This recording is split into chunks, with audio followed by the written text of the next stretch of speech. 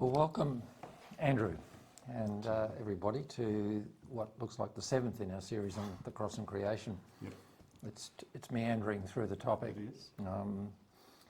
But at least it's, I think there's some value in that seriously, because possibly of almost all Christian topics, nothing is as paradigm challenging to the evangelical mind as what the doctrine of penal substitution might or might not mean. And I think in replacing any mental model, you can't do it with words, you just got to do it by a gradual approach. So tonight, what we're going to do is really focus on an alternative metaphor, or at least range of metaphors, to substitute and supplant the penal substitution model. I think, just a recap on what we're trying to do, when we first conceived of this series, I think it was Janet, you, who suggested we call it Cross and Creation, and that's proving to be quite prescient the more we go on. I think what we did talk about was that there tended to be two alternative streams in a lot of Christian theology: the creational stream, which emphasised, let's call it Pelagian. By the way, discovered that Pelagius is another guy who's, like Origen, misunderstood. Yeah. Let's say an optimistic view of humanity and creation, versus the cross one, which was, let's just say, a negative view of humanity, where in many quarters you'd begin with the idea that our primal state is hostility to God. We are enemies to God. So quite contrasting. So rather than having an either or, I mean, we don't like the penal substitution model, we've critiqued it, but we're really looking for something that positions the cross, rather than in an either or in two camps, positions the central message of Christianity back in creation, in Genesis 1, putting it simply. In many ways we're probably following in the footsteps of the patristics, but since nobody much reads the patristics today, it can appear we're novel. Yeah, that's right. It's wonderful. Okay, so our goal, what I'll do is brief introduction, then Andrew, you're going to go through the slides. Yeah, well, essentially you're going to develop for us, because the adoption model, and then after that, in the second section, I just want to go back to some of the broader philosophical contours that we laid out for this inquiry, and the way the question of what I'll say in the second part. The critical thing is the question you asked determines everything, and finding a better question is in general the way that most inquiry in any field goes forward. And we've been working on a question, and actually I've been refining the question, which is what you're finding better and better ways to express the question. That's the second part, and or perhaps that we might finish there, I'm not sure, depends how the flow goes. But the third part would be to actually look at the scriptures on adoption, and the headlines of that is that, funnily enough, the word atonement hardly occurs in the New Testament, if it does at all. So it's interesting it's got such a Guernsey, since the word isn't actually there in the New Testament. The word that is there in the New Testament is adoption. It's not just there incidentally, it frames three, only used by Paul, and it literally means positioning as sons, and with the idea of sons being heirs. So rather than just kind of a genetic birth to a familial relationship. But in the three occasions he uses it, it's absolutely central to his argument: Romans, Ephesians and Galatians. So that's prima facie evidence to... So it seems to be pointing in that direction, that you're on a winner with the adoption model. Over to you. Okay. So for those watching, you don't have the handout in front of you, and we might work out a way that you can see the handout. But there are a number of slides, and the front slide just says the atonement metaphors. Tony and I were talking about this. Even the word saying atonement metaphors, what they are metaphors that are used to describe the death of Jesus, and particularly what was achieved by the death of Jesus. And we call them atonement metaphors because everyone else does, but we're not always convinced that's the best word to use. So, but the atonement metaphors, that said, we're looking at two different theories: an adoption dominion sort of theory versus against a wrath and judicial theory, which is commonly called penal substitution. And so this is a biblical thought experiment into the possible theories that are actually supported by the evidence, the biblical metaphors. Atonement theories are deductive in that you have your theory, your general theory, and then you work back to find evidence in Scripture. And what we need to do every now and then is more of an inductive process where we look at the evidence and go back and see if we need to develop an alternate theory. The problem is, once you've got a theory, you tend to protect it, and then you can... No, humans don't do that, do they? Surely. Other people. Other people. I've heard and Christians never do that. No, we wouldn't do it, because we're we saved. submit to Scripture. Oh, yeah, That's what we do. We submit to Scripture. And sometimes that submission's harder than Can I make a point about metaphor? Yeah, that'd be great. I think we should have a whole talk just on metaphor one day. Yeah, let's not. But well, not. Yeah, one day. I think that it would be a very good idea. I did introduce the idea of a governing metaphor. Yep. And I think that these two alternatives you're talking about are not just incidental metaphors. They seem to be metaphors that govern a whole spectrum of sub-metaphors. Yeah, because whether we like it or not, the point you made last time is your mind tends to lock into something simple, and once it's locked in, then it views every other metaphor through one metaphor. And so I'd want to say we're supposed to be a little bit more even-handed with the metaphors. Yeah, and the problem with penal substitution, it's a marketing success story, because it's a really simple idea, dumbed down simple idea that's easy to get. Yep. And appeals to instinctive primal fears, so easy to market. It's great branding of success. Yep, and it appeals to people who are not convinced God intends good towards them. It appeals to the dark, the despairing side of humanity. It's got everything going for it, in other words. And, and it also had the state behind it because... Oh, that's even better. I know. Yeah. Well, you've got It's a everything very handy mental model if you're a king or a prince or something. Because... Yeah, there's all sorts of things. So, all right, I've written down, extracted 7 metaphors. So I'm on the 3rd page. The victory, reconciliation, brackets, adoption, redemption, exchange, example, and expiation and propitiation.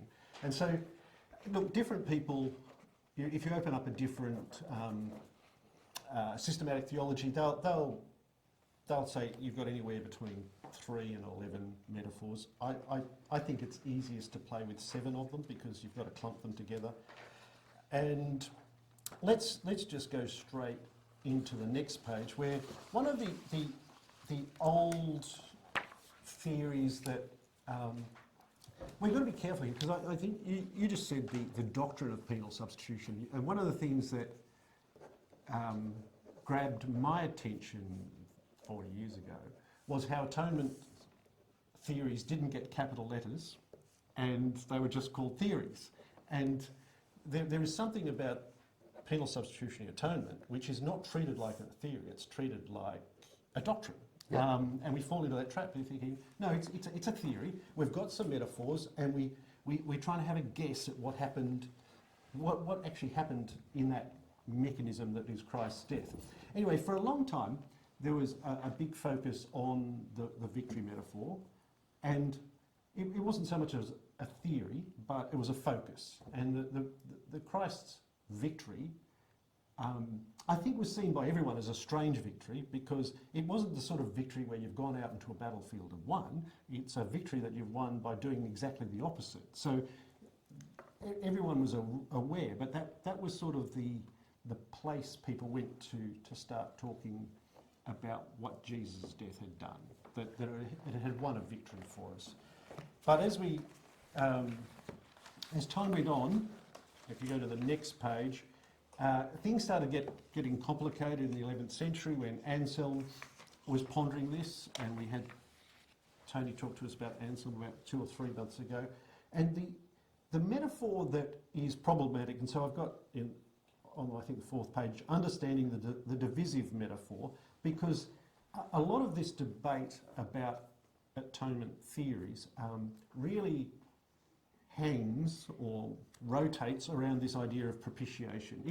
If that idea is wrong, or if if that word propitiation isn't the correct word to be using, then everything changes. And that's why we end up with 2 very different schools of thought. But Anselm certainly had a propitiation idea. Could I just clarify something? Sure. By divisive, you mean it's the metaphor is based upon some sense of hostility between 2 parties, or what do you mean by that? Sorry, no. I mean that when people start debating atonement theories, the thing that the metaphor that causes most division is the propitiation metaphor.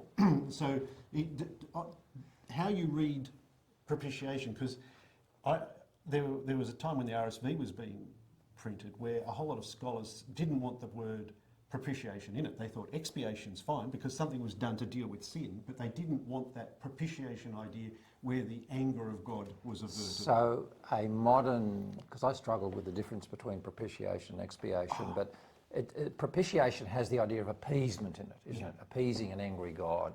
Yeah. That's central to what that word means. That's right, absolutely. And so that's little excursus. That's the problem when they've found the word, there's a Greek word, hilasterion, which doesn't turn up very often, and so we translate it atonement or sacrifice of atonement, just wondering what to do with it. But they've found an example of 2 where Tiberius was offered a hilasterion. He was offered a gift from a town, and it had nothing to do with wrath, nothing to do with anger. No one was in trouble, and so that pushes back on how we've chosen. And look, interpretation's difficult, particularly when you start hundreds of years ago without access to all the documents we've got now. So you've got to give the guys a break. But there's a lot of dispute over whether that whole wrath idea had to be appeased at all. And we spoke about this before. It could have just been God was really indignant that we wrecked up his plan, and when Christ pays for sins, whatever that mechanism is, there's no need for the wrath, the indignation.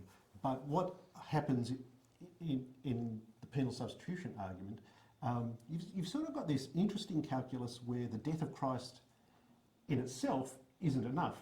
The death of Christ's only valuable if the wrath of God can be poured out on him. So it's sort of a double step that you don't really see clearly explained in Scripture. So easily disputed. So Anselm, if you go over the page, if God was wrathful, it was because he was like a feudal lord and his honour had been taken in some way, and so in the same way as a feudal lord had the right to get his honour back, God had the right to get his honour back, so somebody had to be killed because of what we did. Well, just to back that up, the mental model that Anselm was working in was insult. Yeah. So the opposite of an honour is an insult. And if particularly in the medieval world, if a servant insulted an owner or a prince, it was a terrible thing to do. And so the flip side of not honouring is it's insulting. So it's sin as insulting to God. Exactly.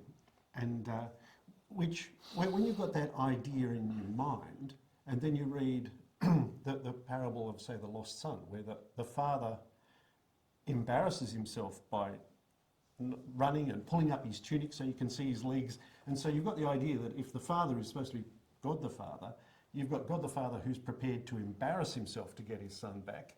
But then you've got Anselm saying no. Well, he doesn't want to even be insulted. He insults himself. In Anselm, Anselm didn't, I don't know if he read the parable of the prodigal son, but he certainly didn't use it. No. In his mental model of who God was. He did not have an image of God as the Father. Let's work from that. It's God as the insulted prince. Yeah. Now, when we got to the Reformation, they rightly felt that Anselm got it wrong. And what they did is they replaced the honour of a feudal lord with the righteousness of a judge. And that idea of righteousness is problematic. And again, that could be a whole discussion. I'd point you back to one of the talks many years ago by Edwin Judge, where he went through righteousness and how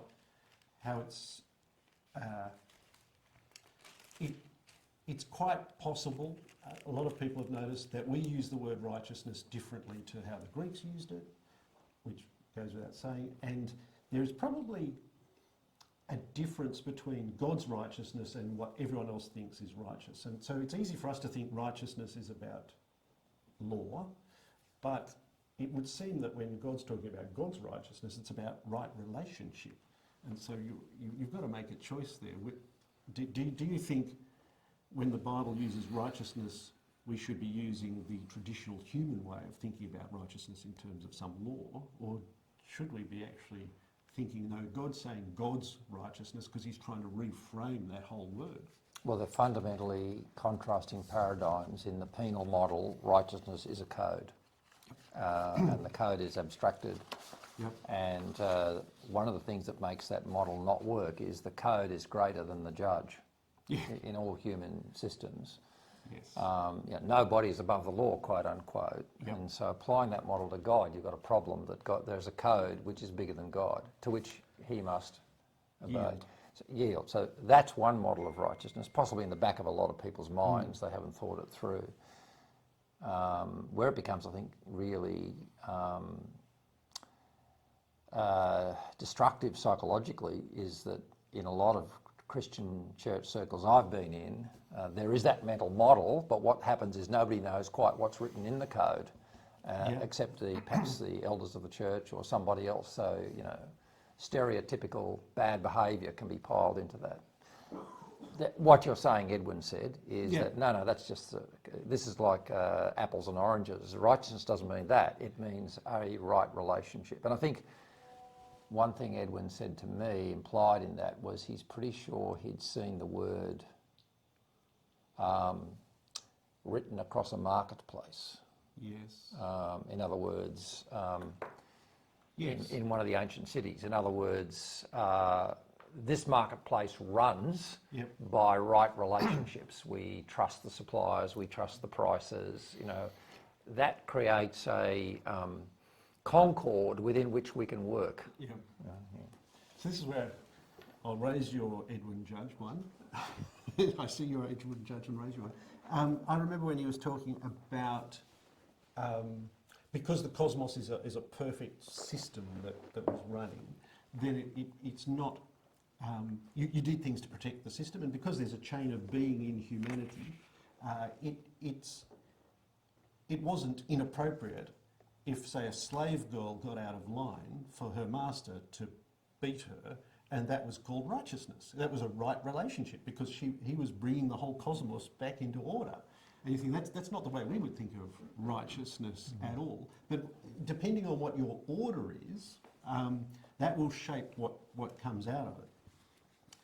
Anyway, let's flick over to the slide that says what's the purpose. So I've got 3 columns there. One that just lists the atonement metaphors in much the same order that we went anti-clockwise around there. Clockwise rather. Then there's the Roth judicial theory and the adoption dominion theory. And what I've done here is quite simply ask the question, what's the purpose of the parable? Is it making a statement about the result of what happened because of Jesus' death? And this is subtle, I know. Or was this the purpose of was this the purpose of his death? So it's a tricky one to wrap your mind around, and I actually numbered it over the side there, where if you've got 7 different metaphors, which one do you think, like it's a bit of a self-diagnosis, which one's most important to you and which one's least important? So most important to me is 7 and least important is 1. And I've got in yellow with the propitiation metaphor. In penal substitutionary atonement, that is a purpose for the death of Christ, where I think that's much more a result. You know, it's just when sin is dealt with, then the indignation of God just goes away because it's been dealt with. That's what he's indignant because his creation plan's been upset and it's put back on track. But that's a good exercise, I think, for everyone to do and just think through which of those, you know, look at the verses and which of those ideas do you weight and in what weightings and order do you give them. So I think no one's going to deny that victory over Satan was a result, but whether it was a purpose or not, I mean, it's subtle, I know, but what I think are very strong in all the camps is that it's obvious that a sacrifice, a great payment has been made. And what we do with the metaphors, sometimes we start to treat them like allegories rather than metaphors, because the point of the metaphor might be just a great price was paid to achieve this, rather than, oh, who was it paid to and who was it paid from? And we just turn metaphor into allegory. So when you're going through, you've got to be conscious of what are you doing. This is why we need a good talk on metaphor sometime. I think to that one about sacrifice, I know that Brad Jerzak's very good on that if a father was sending their son to a hostile territory, and they knew that the son was going to very likely get killed in that hostile territory trying to bring some benefit to the people, but sent the son anyway, you would say that was a sacrifice. No penalties paid to anyone, in the same way that we human beings regularly are in a situation where we might need to make a sacrifice, i.e. deny ourselves something in order to get a benefit for someone else. You know, if someone's drowning in the surf and I dive in, I might endanger myself and sacrifice my well-being for theirs. No penalties paid to anyone. That's right. That's what you're talking about. Yeah, absolutely. Now, the trick for young players in that is you've got a whole Old Testament sacrificial system. So people assume that should be freighted into that New Testament idea, freighted into that metaphor. Yes, indeed. Not necessarily sure that's the case. And as I spoke about Abraham in Genesis 22, and I mentioned Leviticus, I think there's a great theory, a great way of reading the sacrificial system as something humanity required, and God's actually toning down the sacrificial, because he keeps on saying, well, if you're going to kill something, just kill a calf. And if you can't afford a calf, kill a goat. And if you can't afford a goat, just kill 2 birds, right? It seems like God's has realised that humans like to kill stuff when we're feeling a bit insecure about our relationship with God. And he's saying, can we just put a lid on it? And I don't think the sacrificial system is for God. I think it's for us, because he says, I don't need the blood of bulls and goats. And so I always thought, at best, it's a teaching aid to show us that something's going to be needed.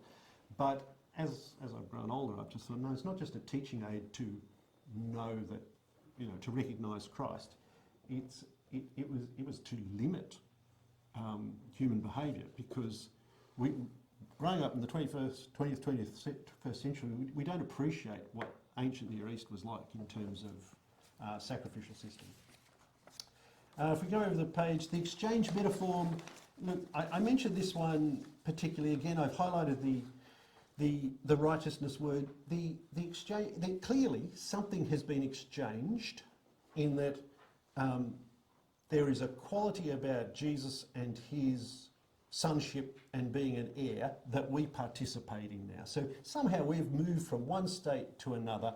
No one's denying that. What happens though in a lot of our singing of choruses and a lot of our preaching, we concentrate on the whole exchange idea. And it reminds me of you may have seen the film with Tom Hanks called Bridge of Spies, where there's a U-2 pilot shot down, and there's no exchange, right? It's a metaphor. I agree the state has changed, and we benefit as if an exchange has occurred, but that's not what actually happened. And again, I think we've got to be careful how we use the metaphors. And the next page, where I just quickly go through the exchange metaphor, if people argued that a ransom was paid to Satan, so Satan was paid by God, and the payment was to Satan, which you go, okay, we move to Anselm and the Reformers, and we end up having different forms of appeasement of God. And the problem with that is the logic of God paid God. You know, just sort of, it's an odd metaphor to use if someone's, you know, taking coins out of left pocket to put the coins in the right pocket. It's just, yeah, anyway, that's odd, and people have noticed that that's odd. What I'm suggesting on the right there is the dominion of humanity, that certainly something was paid by God. That something's Jesus, that it was costly to God to save us. But going back to the sacrificial idea, the reason it was necessary was something about humanity required it rather than God required it. God condescends to do the sacrifice because of what humanity required. So it's not to appease God, and we can go in another little while to more about what that means. Over the page, the adoption theory. So I have not gone through all those different metaphors, but as we mentioned, there is a difference between propitiation, which is about the averting wrath, and actually just the payment of a liability, which is expiation. The example metaphor, I must say, listening to Jerzak, I became much more reflective about example, because, I don't know, there's something about my, I don't know, theological baggage that says that you can't just say Christ's death is simply an example. It had to achieve more than that, right? So I think that's a problem that I have, and a lot of people have. But people will argue very much that the example of Christ is more exposure to the truth of how the universe works. It's actually showing us that a violence model doesn't work. It's actually... Well, not just doesn't work, it's not God's way. Yeah, it's not his way. And I think that, like you, I've listened with interest. I think Brad is very good on the example metaphor. Yeah. If you take it out of example and put it into that it's introducing a new method of rule and governance, then it's bigger than just an example. It's the way God runs the show. So I think there's something in that that's important. The other thing that's important, which means where something of this idea of imitation and example needs to be rescued, is it's the only way to make sense of a great deal of the use of the cross that Paul made in his epistles, right? So in the penal substitution model, it's Christ who suffers on the cross, but Paul keeps on saying it, I'm participating in his death. Yeah. He said, I fill up from what's behind in the sufferings of Christ. Well, that's incongruous if the sufferings of Christ was the penal substitution model. It doesn't work at all. What's in his mind? But if it's if part of the kind of redemption was this introduces a totally new way of rule to the cosmos and exemplifies it, it makes a lot more sense. Yeah, and look, I've said this a number of times, my pathway to this topic was coming from not people who were offended by what penal substitutionary atonement did to their doctrine of God. I came from a very reformed background where everyone I knew had a different atonement theory, and it was just coming out of how do you make this work, and how do you make things like that work, where Christ dies on the cross, but we're still suffering. All of a sudden, there are a whole lot of phrases that you have in your atonement theory that just don't work, which I won't go into all those, but it was lack of congruity that made me more and more interested in this. And as we peeled back the layers to try to work out how far back do you have to stand before you can reconcile with these positions. So help us with the adoption metaphor. This is the one that's the adoption dominion theory. Well, look, if you go back to that idea that the metaphors are describing either results or purposes of that thing we call the death of Christ. And people have have assumed certain ideas to make their theory work. So they assume the honour of God, or they assume the righteous judge sort of idea. And so I think if they're allowed to assume stuff, so are we. I look at the adoption metaphor, partly because J.I. Packer in the third part of Knowing God said we should look at it. I don't like that book, by the way, just in case anyone thinks it's a good idea.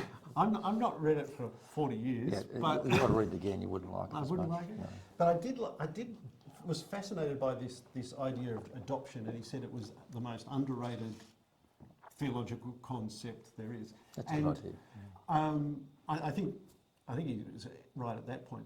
And it seems to me that there's always two schools of thought. It depends on what you think the big purpose of God is. And if we started off as just creatures who were supposed to obey, and that was our big problem, then when we don't obey, then that's the problem that's got to be solved, and you end up going down a penal substitutionary line. But it seems to me that we're always intended to be like God and heirs, and we were created to be images of God. And so because we're coming from that direction, that should shape the questions we ask. So if you go over the page where I've got theological terms, I've actually just gone through a few terms. A worldview summary, anthropology, sin as a cause, sin's result, righteousness and judgment down the side. And I'll just quickly go through it. Under one theory, God's love is subordinate, as you said earlier, to his moral law, which is somehow legislative, and that's an odd idea, where in the adoption theory, God's love results in his fatherly instruction. He gives us law, not to trip us up, but because he wants us to live in his world and know how it works. And I've put there it's metaphysical, in that because we're in his world, which is created for his son to live in, and he created human flesh for his son to wear, there is something ethical or meta-ethical about the world we live in. So when God gives us his fatherly instruction, it makes sense for us to adhere to it, and it contradicts our own being to actually live alternatively. So under anthropology, I've got on one side, we're a creature that forgets its place in the created order. That's the big problem in the sin model, that we just forget who we are. Where on the other side, I'm saying that we're made as images of God, we're destined to be like him, we're supposed to be sons and heirs, and yeah, we did forget our place in the created order. We thought of ourselves as too lowly. We didn't trust that God intended good for us. We didn't trust his big vision, and that's why Oliver O'Donovan says sin is actually the refusal to exercise the agency God has given us. It's where the alternative is it's a failure to conform to God's moral law, and sins are specific failures and manifestations. And none of that's really strongly in Scripture. It's what we project. And righteousness ends up being compliance and reflecting God's righteousness, you've got to be careful with the word righteousness, where it's God's law, God's rules, where I think God's righteousness is metaphysical. He's created the world to work a certain way. As I said, he designed this creation to be able to sustain God the Son in relationship with his people into eternity. So it's a place built for God to live in, and we're made of human flesh, which is made for God to wear.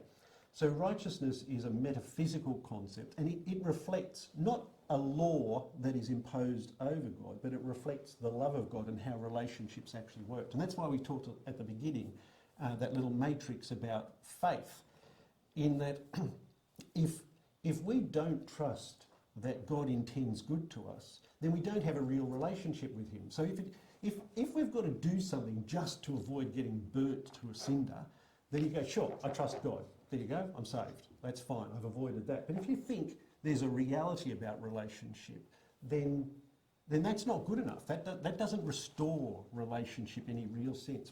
When we say our relationship's been restored with God, what most people mean is he's not going to hunt us down and kill us. And you go, no, it's actually better than that. It's much better than that.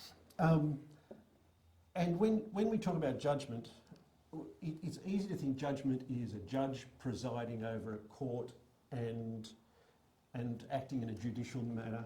It's good to remember that a judge in the Old Testament was the one who was to reconcile and bring out a better end. We obviously remember Deborah and Gideon going into battle, those judges, but by and large, the judges were there to make things worse. And if there's going to be a judgment, judgment is the word crisis, and there is going to be a moment where the consequences of our metaphysical choices are going to be manifested in some way. But I think at that revelation, at that point, it's going to be revealed to us that Christ did much more for us than we even imagine now, in tidying that up. So they're the metaphors that you've got to string together, and that's some of the raw evidence that you work at to put your theory together. And it is good to remember, we said this afternoon, a guy I was at college who had a PhD in plasma physics made the point that we don't actually understand why our kettles work. And we managed to get up in the morning and have a cup of tea, and we can describe what a kettle does, and we know what the outcome is, boiling water, but to pretend we actually understand how that physical thing takes place, it's more of a description than an understanding. And so it ought not surprise us that we're given these metaphors, and we can see what Christ has achieved for us, but to actually understand the mechanism is sometimes problematic. But why it's still worthwhile going through this is you can see that if you get a wrong doctrine, you see doctrine. If your theory becomes a doctrine, then you start saying dreadful things about God, and you end up with a highly dubious ethic. So instead of having an ethic where you might want to rehabilitate people who do wrong, you start to think, no, we've got to be retributive and punish just to get even. You go, well, that all of a sudden that just doesn't sound like God, but yeah, that's what people will say. That flows out of their doctrine. So the question for us all is which theory best fits all the metaphors. So what I would just challenge you to do is keep the metaphors around, and when people propose different theories, see how they fit. The theory I've got is the dominant metaphor is adoption. There is something about God adopting us as heirs and sons, which means that he wants to treat our dominion with integrity. And so rather than overriding our dominion where we chose destruction, enter stage left, the God-man Christ, who represents humanity and does what we asked for. So very much in my mind, the reason for the death of Christ is because of a human requirement, not because God required it. Thank you. I think it's a good place to stop or pause. There's a lot in there.